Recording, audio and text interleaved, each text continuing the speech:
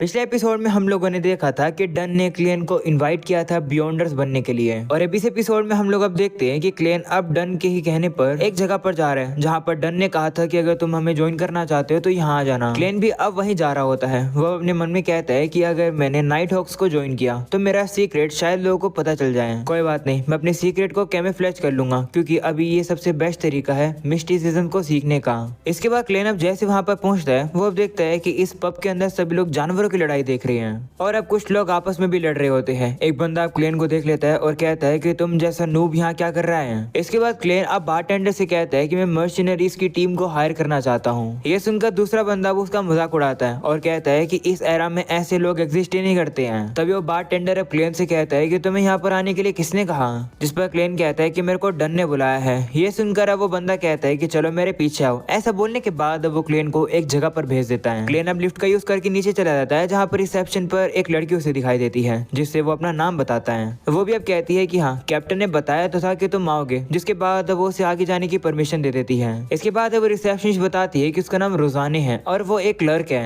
वो अब क्लेन को बताने लगती है कि हम लोग ज्यादा बिजी तो नहीं होते हैं पर पिछले 2 दिनों से बियॉन्डर्स के केस कुछ बढ़ चुके हैं। इसके बाद वहाँ से एक लड़की जाती है। उसे देखकर रोजाने अब क्लेन से कहती है कि ये रॉयल है, ये खूबसूरत है ना, मैं इससे ज्यादा बात करती नहीं हूँ। इसके बाद वो लोग अब नीचे आते हैं जहाँ पर क्लेन अब एक रूम में एक बंदे को देखता है। रोजानिया बताती है कि इस बंदे का नाम फ्राई है। दिखने में नहीं लगता होगा पर ये बंदा काफी ज्यादा अच्छा है, इसने मुझे स्केच करना भी सिखाया है। इसके बाद वो लोग अब आगे जाते हैं और अब वहाँ पर उन लोग को एक बंदा दिखता है जो कि काफी नर्वस होता है। रोजानिया क्लेन को बताती है कि इसका नाम है केनले। इसने यहाँ पर से 6 महीने के लिए ही ज्वाइन किया है पर हर मिशन में ये काफी नर्वस होता है। अगले सीन में रोजानिया अब क्लेन को आगे ले आती है और कहती है कि कैप्टन आगे हैं, आगे चले जाओ। तो क्लेन पूछता है कि क्या तुम नहीं आओगी, जिस पर वो कहती है कि नहीं, मुझे कैप्टन से पता नहीं क्यों डर लगता है, जबकि वो काफी केयरिंग और दयालु है। इसके बाद क्लेन अब डन से मिलने के लिए अकेले ही चला जाता है। डन भी अब उसे देखकर कहता है कि क्या तुमने डिसाइड कर लिया है ज्वाइन करने का। तो क्लेन भी कहता है हाँ। जिसके बाद डन अब उसे सारे एग्रीमेंट्स दिखाता है। उन एग्रीमेंट्स पर स्पेशल ऑपरेशन डिपार्टमेंट पुलिस लिखा हुआ था, जिसे देखकर क्लेन कहता है कि मुझे लगा कि हम लोग ब्लैक थोर्न सिक्योरिटी कंपनी से हैं। तो डन कहता है कि बस हम लोग इस नाम का यूज कर रहे हैं, हम लोग एवरनाइट गॉडेस के चर्च के अंडर आते हैं, हमारा काम सुपरनैचुरल इंसिडेंट्स को टैकल करना होता है। आज से तुम भी हम में से एक हो। जो सुनकर क्लेन खुश हो जाता है और कहता है कि मैं भी आज से आपको कैप्टन बुलाऊंगा।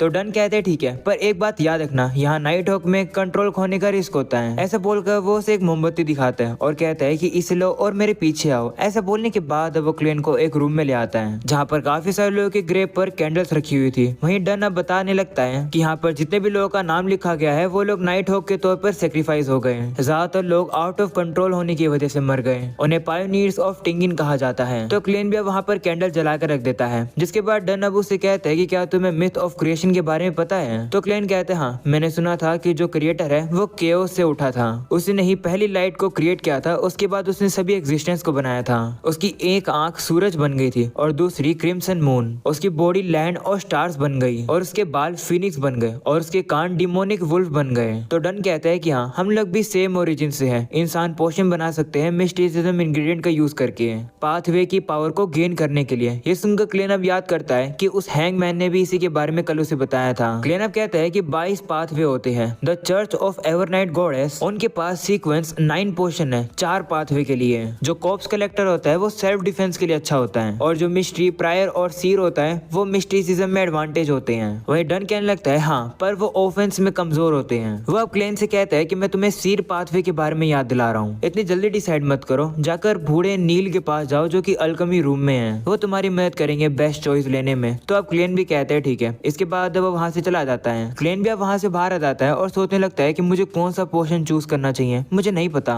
इसके बाद वो अल्केमी रूम के अंदर आ जाता है जहाँ पर अब उसे नील मिलता है और अब वहाँ पर एक धमाका हो जाता है। इसके बाद अब क्लेन भी उसे अपना इंट्रोडक्शन देता है। तो अब नील भी उसे देखकर कहता है कि तुम्हारे बारे में डन ने मुझे बताया था, तुम पोशन पिक करना चाह रहे हो ना, इतनी भी जल्दीबाजी मत करो, वहाँ डॉक्यूमेंट्स गिर गए हैं, उन्हें उठाने में मदद करोगे। तो अब क्लेन भी कहता है हाँ। ऐसा बोलकर वो डॉक्यूमेंट्स उठाने लगता है। इसके बाद नील अब उसे कहने लगता है कि डन ने बताया था कि तुम्हें एंशिएंट फेसिक और हर्मिस आती है जो कि तुमने यूनिवर्सिटी से पढ़ी थी। तो अब क्लेन भी कहते हैं हाँ, उन्हें मैंने काफी सालों तक स्टडी किया था। तो अब नील भी कहते हैं ठीक है, चलो ऐसी चीजों से शुरू करते हैं जो कि तुम्हें आता हो। वो अब एक पेपर पर एक चीज लिखता है और कहता है कि इसे सोल्व करने की कोशिश करो। एक बार तुम्हें आदत हो जाएगी तब तुम एम्परर रोजेले की डेथ के बाद जो नोटबुक मिस हो गई थी उसको तुम सोल्व कर पाओगे, जो कि ये है। मुझे भी काफी मुश्किल हुई थी 3 ट्रांसक्रिप्ट्स को सोल्व करने में। इसमें लिखा है कि रोजेले ने कुछ सिंबल्स बनाए थे जिनके अंदर मिस्टीरियस पावर होती है, पर 150 साल पूरे हो चुके हैं पर कोई भी अभी तक इन्हें सोल्व नहीं कर पाया कि आखिर इनका मतलब क्या है। पर मैंने कुछ सिंबल्स के बारे में तो पता लगा लिया है और मैं श्योर हूँ कि वो सिंबल्स कुछ नंबर्स को रिप्रेजेंट करते हैं। ऐसा बोलकर वो उस डायरी के पेजेस को अब क्लेन को दिखाता है। उसे देखकर क्लेन भी हैरान हो जाता है और कहता है कि ये तो चाइनीज में लिखा है, जिसे वो पढ़ सकता है क्योंकि वो चाइना में ही तो रहता था।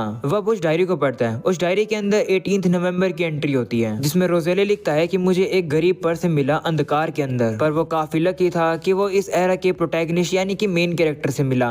इसके बाद अब उस डायरी के अंदर जनवरी 1, 1184 के बारे में लिखा था, जहाँ रोजेले लिखता है कि आज की न्यू ईयर पार्टी काफी कमाल की थी। वहीं क्लेन अब ये सब कुछ पढ़ रहा होता है, वहीं नील उसे कुछ बातें बता रहा होता है, पर क्लेन का ध्यान तो अभी भी इन पेजेस के ऊपर होता है। उसे अब इस पेज के अंदर से काफी सारी इन्फॉर्मेशन मिल जाती है, जिसे देखकर वो कहता है कि शायद से इसका यूज करके मैं घर जाने का एक तरीका ढूंढ सकता हूँ। क्लेन अब देखता है कि उसके अंदर रोजेल ने लिखा हुआ था कि मैंने एक गलत चॉइस ले ली, मुझे या तो अप्रेंटिस या फिर सीर पोशन लेना चाहिए था। क्लेन अब इन सारी बातों के अंदर खो जाता है। तभी नील उससे कहता है कि तुम्हें क्या हुआ? तो क्लेन कहता है कि इस डायरी के अंदर जो लिखा है मैं उसे सोल्व करने की कोशिश कर रहा था। ये सुनकर नील हंसने लगता है और कहता है कि ऐसा हो ही नहीं सकता है। इसके बाद अब उसे पूछता है कि क्या तुमने डिसाइड कर लिया है कि तुम कौन सा पोशन लोगे? तो क्लेन कहता है हाँ, मैंने डिसाइड कर लिया है कि मैं सीर लूंगा। ये सुनकर नील अब उसे कहता है कि क्या तुम श्योर हो, क्योंकि एक बार जो तुम पोशन ले लोगे उसको उसके बाद तुम बाद में नहीं बदल पाओगे। तो क्लेन कहता है हाँ मैं श्योर हूँ, मैं सीर ही लूंगा। ये सुनकर नील कहता है कि मैंने एक्सपेक्ट नहीं किया था कि तुम सीर लोगे। वो अब कहता है ठीक है चलो शुरू करते हैं। अगले सीन में हम लोग अब देखते हैं कि नील अब सीर का पोशन तैयार कर देता है, वो भी अलग अलग बहुत सारे मटेरियल्स को मिलाकर। वो अब उसे कहता है कि लो इसे पी लो। वहीं क्लेन इसे पीने के लिए काफी हेजिटेट कर रहा होता है। वो कहता है कि इसे पीने के बाद कहीं मैं पॉइजन तो नहीं हो जाऊंगा। तो नील अब उसे कहता है कि हेजिटेट मत करो, तुम्हें कुछ भी नहीं होगा। तो अब क्लेन मान जाता है और अब वो उस पोशन को पी लेता है, जिसके बाद क्लेन को अब उसकी बॉडी के अंदर काफी ज्यादा चेंजेस फील होने लगते हैं। उसे अब काफी अजीब लग रहा होता है, जो देखकर नील अब उसे कहता है कि घबराओ मत, तुमने अभी पोशन पिया, ऐसे तुम्हारी पावर इस तरीके से सीप आउट हो रही है। तुम्हें अब बस फोकस करके एक ऐसे ऑब्जेक्ट को इमेजिन करना है जो कि इस दुनिया के अंदर कॉमन नहीं है। तो क्लेन भी अब मान जाता है और अब वो ऐसी ही चीजों को इमेजिन करने लगता है। क्लेन अब इमेजिन कर ही रहा होता है, पर तभी उसकी spiritual power out of control होने लगती है, जिस वजह से वहाँ की चीजें हिलने लगती है। जो देखकर नील अब उसे कहता है कि फोकस करो, अपने आप को कंट्रोल करो। वहीं क्लेन अब अपने आप को कंट्रोल नहीं कर पा रहा होता है। वो वहाँ पर मिसाइल, एरोप्लेन और बाकी की चीजों को इमेजिन करने लगता है। वो ऐसी चीजों को इमेजिन करने लगता है जो कि मॉडर्न दुनिया के अंदर होती है, जो देखकर अब नील भी हैरान हो जाता है। वो अब उससे कहता है कि आखिर तुम्हारे दिमाग में क्या थॉट्स आ रहे हैं, कंट्रोल करो अपने आप को। वहीं पर क्लेन अब जैसे तैसे करके अब अपने आप को कंट्रोल कर लेता है और अब उसकी आंखें भी अब काले कलर की हो जाती हैं, यानी कि उसे अब सीर की पावर मिल चुकी है। वहीं नीलू से देखकर कहता है कि मैं तुम्हारे बारे में सही था, तुम सही में कमाल के हो। वो अब उसे कहता है कि तुम्हारे पास स्पिरिट विजन है, इसका यूज करके तुम मोरा देख सकते हो। वहीं क्लेन को अब पीछे कोई दिखाई देता है, पर वो गायब हो जाता है। वो अपनी पावर को यूज करके अब उसे फिर से देखने वाला होता है, पर अब उसके सर में दर्द हो जाता है। तो नील अब उसे कहता है कि तुमने अभी भी इल्यूजन देखा है, ऐसा इसलिए क्योंकि तुम अपनी पावर्स को यूज करके काफी थक गए हो। अगर तुम्हें अपनी ये विजन बंद करनी है तो अपनी आईब्रोज के बीच में 2 बार टैप करो। तो क्लेन भी ऐसे करता है और वो अपनी इस विजन को बंद कर लेता है। इसके बाद नील अब उसे बताने लगता है कि इस विजन के साथ साथ तुम स्पिरिचुअलिटी भी कर सकते हो और भी तुम रिचुअलिस्टिक मैजिक यूज कर सकते हो। मैं तुम्हें ये डीमन हंटिंग बुलेट्स भी दे रहा हूँ और अपनी रिसिप्ट भी ले लेना। अगले सीन में क्लेन अब डन के पास आता है। वहीं डन अब उसे कहने लगता है कि मुझे नील ने बताया कि तुमने काफी अच्छी सी चीजों को अडेप्ट कर लिया, तुम स्पेशल हो, इसका मतलब है कि तुम्हारे ऊपर ज्यादा खतरा आएगा। शुरू में तुम्हें ऐसी भी कुछ चीजें सुनने को मिल सकती है जो कि तुम्हें नहीं सुननी चाहिए, तो ज्यादा चीजों में इन्वॉल्व होने की जरूरत मत करना। अभी तुम ऑफिसर नहीं हो हमारे, तुम अभी बस एक क्लर्क हो। तुम्हारी सैलरी हफ्ते में 3 पाउंड होने वाली है, अपने पास ये एडवांस रखो। वहीं पर क्लेन देखता है कि उसे तो 12 पाउंड मिले हैं, जिसे देखकर वो हैरान हो जाता है। वो अब कहता है कि क्लेन के भाई को यानी कि बेंसन को 5 से 6 पाउंड मिलते थे एक हफ्ते में। वहीं डन अब उसे कहता है कि जाकर एक केन खरीद लेना। तो अब क्लेन भी कहते हैं ठीक है, और वो जाकर एक केन खरीद लेता है। डन ने उसे ये भी कहा था कि वेल्स के घर के आसपास घूमना, जिससे कि तुम्हें याद आता है कि वो नोटबुक कहाँ पर है। वहीं क्लेन अब जा रहा होता है, तभी उसे वहाँ पर लियोनार्ड मिलता है, जो कि वो अपनी घोड़ा गाड़ी में वहाँ पर आता है। वो अब क्लेन से कहता है कि अंदर आओ। तो क्लेन भी अब अंदर चला जाता है। वहीं लियोनार्ड उसे बताता है कि हमें एक असाइनमेंट मिला है।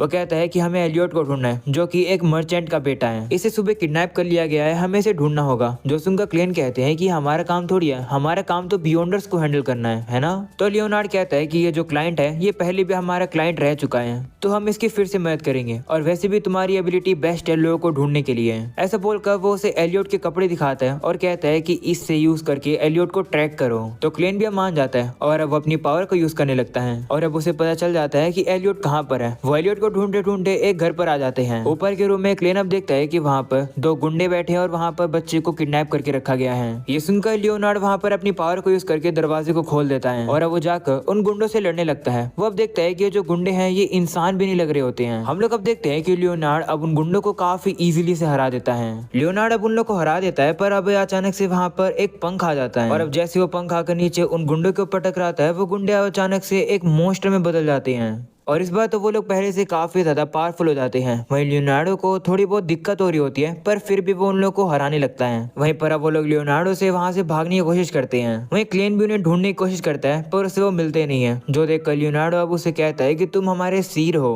उन्हें इस तरीके से जाने मत दो। तो क्लेन भी अब उन्हें ढूंढने की कोशिश करता है। वह उन्हें सामने की तरफ ढूंढ ही रहा होता है, पर तभी वो मॉन्स्टर उसके साइड में आ जाते हैं। जो देखकर क्लेन डर जाता है और वो जल्दी से शूट कर देता है। इसके बाद वो मॉन्स्टर घायल हो जाते हैं, पर अब वो लोग वहां से फिर से भागने लगते हैं। वो लोग अब आसमान की तरफ भाग रहे होते हैं, पर तभी लियोनार्ड अपनी पावर को यूज करता है और अब वो उन लोग को खत्म कर देता है, वो भी काफी खतरनाक तरीके से। वह बताता है कि मैंने अपनी मिडनाइट पोएट एबिलिटी का यूज किया है, जिससे कि ये मॉन्स्टर गहरी नींद में सो गए हैं। ऐसा बोलने के बाद लियोनार्ड अब उस बच्चे को वहां से सेफली लेकर चला जाता है। वहीं क्लेन की अब थोड़ी बहुत याददाश्त आने लगती है उसे। वो अब सामने की जगह को देखकर कहता है कि क्लेन यहाँ पर पहले भी आ चुका है। अगले सीन में वो बच्चा वहां से चला जाता है। वहीं लियोनार्ड कहने लगता है कि मुझे इस तरीके से अनकंट्रोलेबल बियॉन्डर्स को डील करना बिल्कुल भी पसंद नहीं है। वो अब क्लेन से हाथ मिलाता है और कहता है कि हम लोगों ने काफी अच्छा काम किया। वहीं लियोनार्ड अब क्लेन से कहता है कि तुम्हारे अंदर कुछ न कुछ तो है जो कि मुझे तुम्हारी तरफ अट्रैक्ट कर रहे हैं। ये सुनकर क्लेन थोड़ा सा घबरा जाता है और वो घबरा कर वहां से चला जाता है। वहीं लियोनार्ड को अब क्लेन पर थोड़ा बहुत शक होने लगता है। अगले सीन में क्लेन अब वापस अपने घर पर आता है। वो कहता है कि अगर मेलिसा को पता चला कि मुझे इतनी जल्दी जॉब मिल गई है तो वो काफी खुश होगी। ऐसा बोलकर क्लेन अब जैसे दरवाजा खोलता है, वो अब देखता है कि वो तो अपने घर पर नहीं होता है, बल्कि वो तो एक दूसरी ही जगह पर आ चुका है। जो देखकर वो कंफ्यूज हो जाता है कि आखिर यहाँ चल क्या रहा है। वो अब सामने जाता है और अब आगे जाते उसे वापस से वही डायरी दिखती है जिसमें लिखा हुआ था कि सभी लोग मर जाएंगे, मैं भी। ये देखकर क्लेन वापस से घबरा जाता है और अब वो देखता है कि वो वापस से अब उसी जगह पर आ चुका है। वो अब कहने लगता है कि जिस जगह पर वो बच्चा किडनैप हुआ था उस जगह पर मुझे क्लू मिलेंगे एंटीगोनस फैमिली की नोटबुक के, मुझे वहाँ चलना होगा।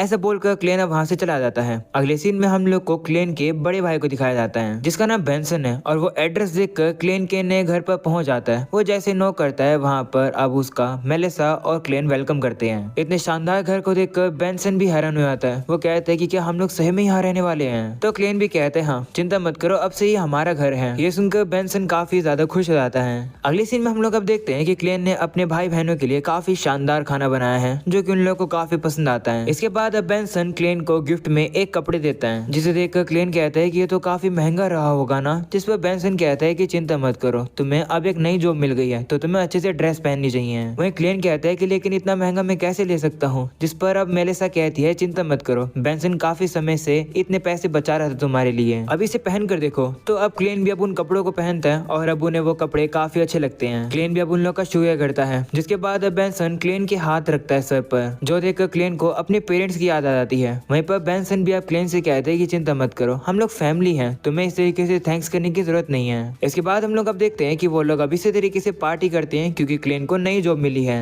और अब इसी के साथ ये एपिसोड यही खत्म हो जाता है। उम्मीद है कि तुम लोग को ये एपिसोड पसंद आया होगा। पसंद आया हो तो लाइक कर देना, चैनल पर नए हो तो सब्सक्राइब भी कर देना। मिलते हैं अगले एपिसोड में, तब तक के लिए बाय बाय।